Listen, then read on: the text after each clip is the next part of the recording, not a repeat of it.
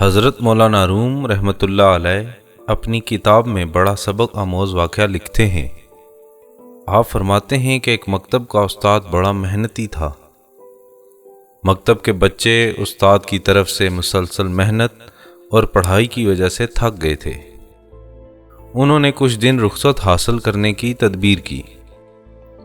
ایک دن سب طالب علموں نے بیٹھ کر پروگرام بنایا کہ جب استاد صاحب کلاس میں آئیں تو سلام لیتے وقت ہم باری باری یہ کہیں گے کہ استاد جی اللہ خیر کرے، آپ کا چہرہ بڑا زرد محسوس ہو رہا ہے۔ سب بچوں نے اس پر اتفاق کیا اور قسمیں کھائیں کہ راز فاش نہیں کریں گے۔ دوسرے دن جب مکتب میں استاد تشریف لائے، سلام لیتے وقت ایک بچے نے بڑی ذمہ داری سے ہمدردانہ طور پر عرض کیا، استاد جی اللہ خیر کرے، آج آپ کا چہرہ زرد محسوس ہو رہا ہے، خیریت ہے؟ کہیں بیمار تو نہیں ہو گئے؟ استاد نے کہا میں تو اچھا بھلا ہوں، تم یوں ہی مجھے بیمار سمجھ رہے ہو، جا اپنی جگہ بیٹھ اور اپنا کام کر۔ اسی طرح دوسرے طالب علم نے سلام عرض کرتے وقت کہا، استاد جی آپ کچھ بیمار محسوس ہو رہے ہیں۔ استاد صاحب کے دل میں کچھ وہم سا پیدا ہو گیا۔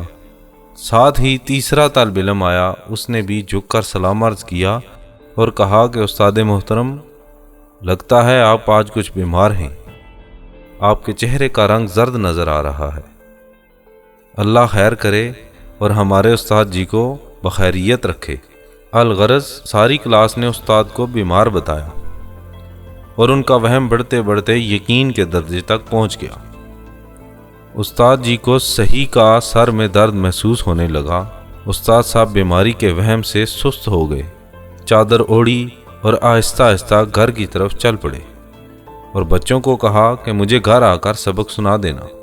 استاد صاحب جب گھر پہنچے تو بیوی پر خفا ہونے لگے کہ تم میرا خیال نہیں رکھتی، دیکھ میرا چہرہ زرد ہو رہا ہے، جبکہ بچوں نے میری بیماری کی نشاندہی کی ہے۔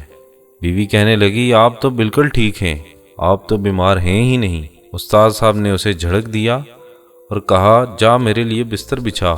استاد صاحب بستر پر لیٹے، ان کے شاگرد بھی آن پہنچے، چارپائی کے گرد اونچا اونچا سبق پڑھنے لگے۔